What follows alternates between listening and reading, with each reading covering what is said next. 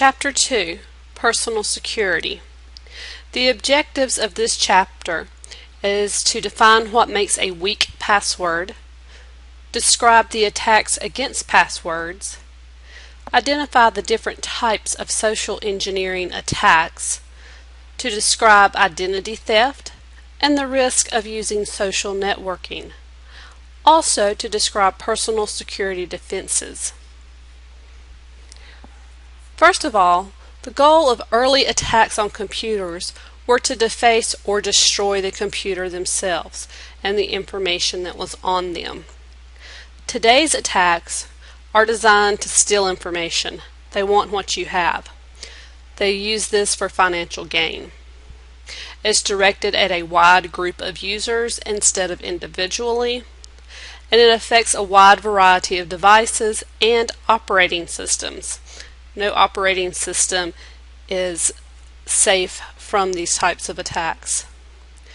With your passwords, there's different types of authentications. There's what you have, what you are, and what you know. An example, let's say a man locks his car and he enters a health club. You have a key fob, that's what he has, is used to lock the car. You know, you hear everybody clicking when they get out of their cars, they click to lock their cars. The desk attendant recognizes him and lets him in. That's based on what he is, that he's recognized by his face. And he uses memorized combinations to open a locker. That's what he knows. So those are some examples of how passwords are used. Nowadays, we have a username and password to get into many of our accounts. You have it's your primary means of authentication on a computer system. Your password is a secret combination of letters and numbers only known to the user, or at least that's the way it should be.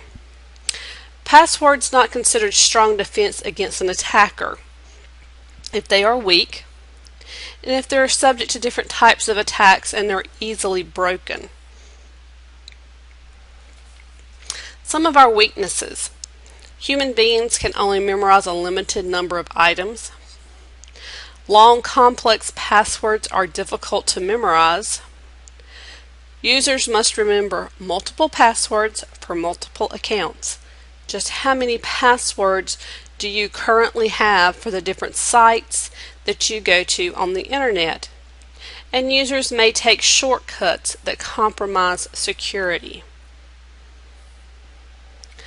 Some other characteristics of weak passwords is they use a common word. If it can be found in the dictionary, you shouldn't use it.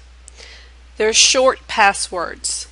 The shorter the password, the quicker it is to unlock. Using personal information in a password. Don't use your pets' names. And a static password, one that never changes. Some of the 10 most common passwords are listed in your book in Table 2.1. Do not use these. Attacks on your passwords. There are a variety of attacks used on passwords. Technique not used is online guessing. Offline cracking is more prevalent because if you're online guessing, you're going to block yourself out or someone's going to block themselves out quickly. You have a digest. That's a digital representation of passwords.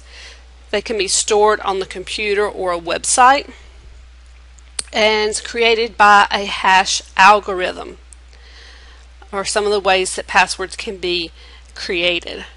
Attackers try to steal files of password digest off your computer. Once they gain access to your computer, they're going to try to grab that particular file that has all your passwords that unlock your world.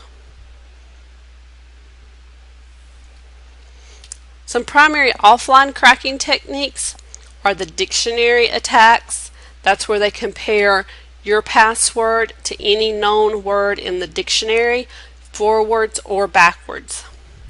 A brute force attack is they just constantly keep trying to get it in until they finally find something that works. With the dictionary attack, as I said, it is used with common words in a dictionary. It may also compare it against stolen password files. It can add numbers as a prefix or a suffix to known words, and it substitutes symbols for letters.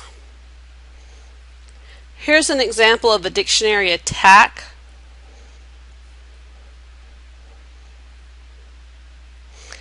Agree came up with this digest, stolen password file, and there it is. Attacks on passwords are brute force. Every possible combination of letters and numbers and characters is attempted.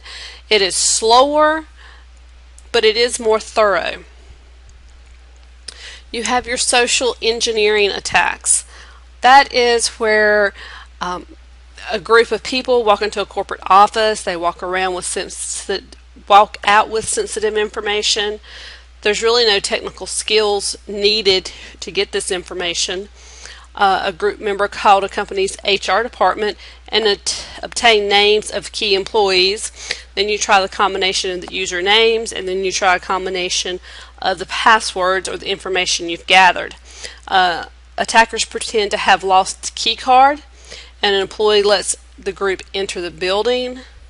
An attacker walked into a CFO's office, knew he was absent from his voicemail greeting, so that was one way that they could get in and start gathering information. They use manipulation of human nature. They will interrogate you, and you may not know it's interrogation. It may be flattery. They'll try to get a hold of it through conformity. You know, everyone else has given me their information. Why can't you give me your information? Through friendliness, the attacker attempts to gain the victim's trust. Other approaches use person-to-person contact, not asking for too much information at once, but they slowly gather information. Some of the psychological approaches is the request needs to be believable. The flattery used to gain victims' cooperation, because if they make you feel good, you want to trust them.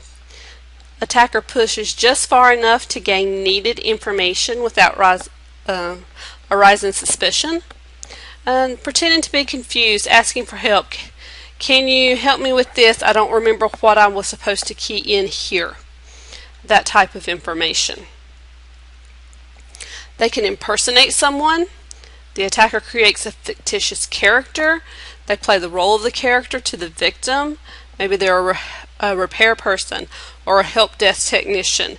They're trying to get into so-and-so's account, or they need to get into your account because they were notified that your company was having an issue, so please give them your information.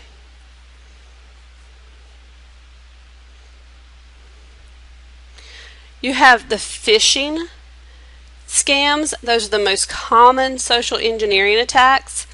They're sending bogus emails claiming to be from a legitimate business. The attempts are to trick you, the user, into providing personal information. And users are directed to imposter websites controlled by the attacker. If you get an email that looks suspicious, do not click on the link within the email. Go to your web browser and actually go to the site in question to see if they've notified their users there of an issue.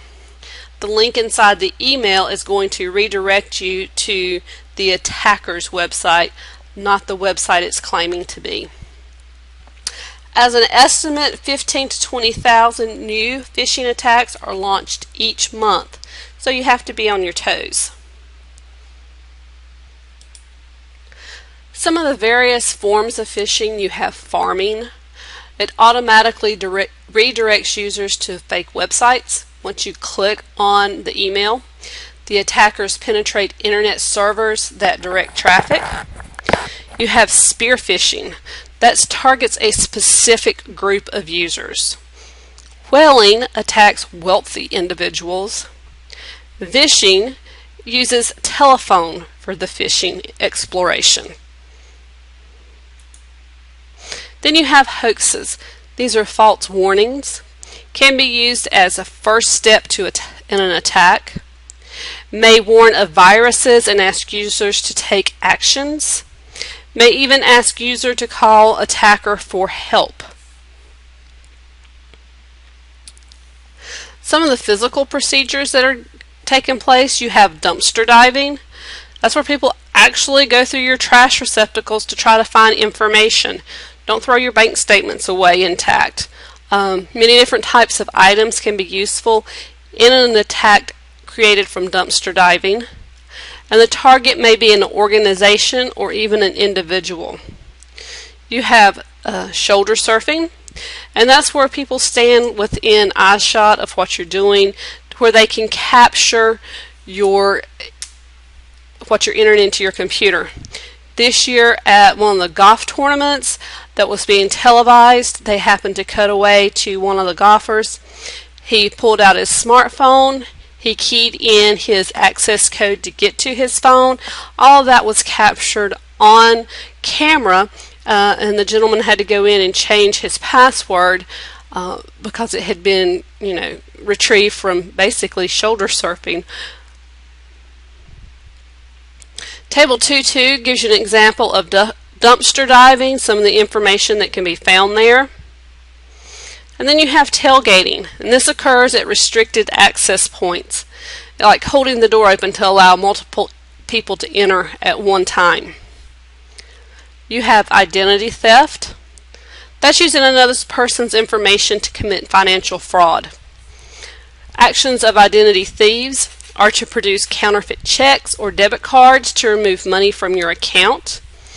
They may establish phone services in your name, file for bankruptcy under your name, purchase those big ticket items with your stolen credit card. They may open a bank or credit accounts in your name. They may order anything online if they've stolen your debit or credit card.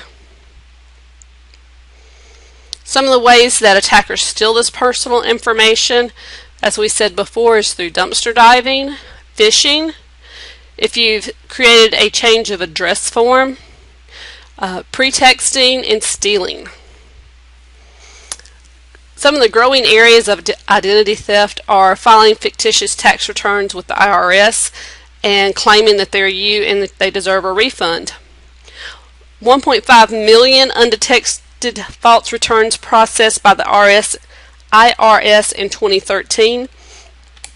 Thieves assumed the identity of deceased people, children, and other people who don't normally file a tax return. Some of the social networking risk is grouping individuals or organizations based on likes and dislikes, links individuals with common interest, functions as online user community. So they've created an online user community and they're gathering your information through that, and they may not be legitimate. Some additional risk of social networking sites is the malicious use of personal data. Users can be too trusting. Social networking security is lax or confusing. And unforeseen consequences of accepting friends. Do you really know these people when you accept their friend request? Or do you just think maybe you know them? Make sure that you're only friending people you truly know. Defenses against attacks on personal security. You can help defend yourself by having strong passwords, being able to recognize phishing attacks, taking steps to avoid identity theft, securing your social networking sites. Surprising characteristics of weak passwords is the passwords can be memorized. Is your password easy to remember? Repeated use of the same password. Do you use the same password on all the sites that you have passwords for? Password management tools. There are tools out there and they'll store and manage your passwords securely. Some of these do so for free. There's password protected list of passwords. Other capabilities of password management tools is in-memory protection. It may have key files. You can lock to user account. They can be imported and exported. You can have password groupings, and you can have it create your passwords for you.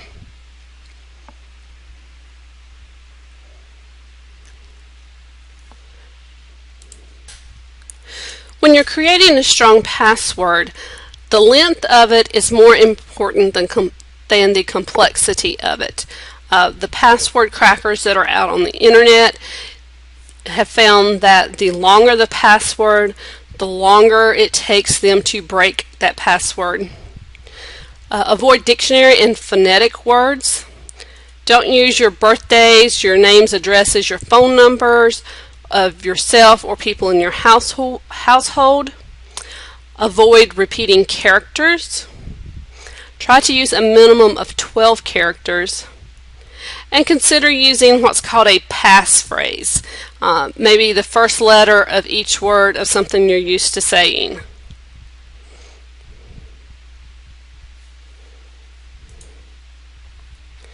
You can use non-keyboard characters. It's a method of making your password stronger. It's accessed by holding down your Alt key while you're typing a number on the numeric keypad. A disadvantage is that not all applications will accept this. Some common traits of your phishing emails. Looks like it has an official logo. There's web links. And there's urgent requests. The official logos are easily snipped out of the official site and pasted. The web links that they refer to are going to be redirecting you to the phisher's website and not the actual website you think you're going to. And then there's the urgency. Some ways to avoid the identity theft. Two of the basic steps is by safeguarding your information. Don't trash it all. And monitor your financial statements and your other accounts. Some of your best practices are to shred your financial documents. Avoid carrying your social security card in your wallet. Secure your personal information at home. Do not provide your personal information over the phone or via email. If you get a phone call saying that they need you to verify something, take down the agency's name and a phone number, and then you can call the agency back after you've looked up that agency to verify the phone number. Be alert to signs of unusual activity on your accounts. Even if it's just $1 or $2 charge, they're first going to see if you're paying attention. If you're not paying attention, then they'll start making larger transactions. Legislation to help users monitor financial information. You have your Fair and Accurate Credit Transaction Act of 2003, and that allows you free access to your credit reports. Consumers can report inaccuracies, and agencies must investigate and respond. Some of your social networking defenses. Be cautious about what information you post. If you post your travel plans, you basically said, hey, my house is open for the next 7 days, come take what you want. Consider your boss and mother reading the post. Do you really want your boss or your mom to see what you've posted? Consider allowing acquaintances and business associates access to a limited version of your profile. Pay attention to information about new or updated security settings. Disable options and enable only when necessary.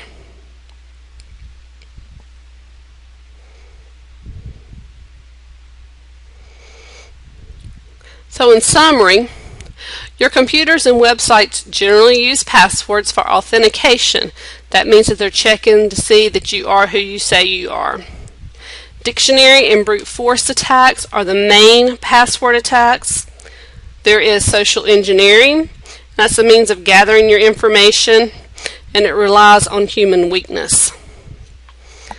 They can also rely on psychological manipulation or physical acts. Your identity theft involves using another's personal information to commit financial fraud. Personal data posted on social networking sites can be used maliciously. Password management tools are best approach for establishing strong security with passwords. Phishing attacks start with an email claiming to be from a reputable source. Remember, they're urgent. So I hope that you have read all the information in Chapter 2 and that you've completed all the assignments that go along with it.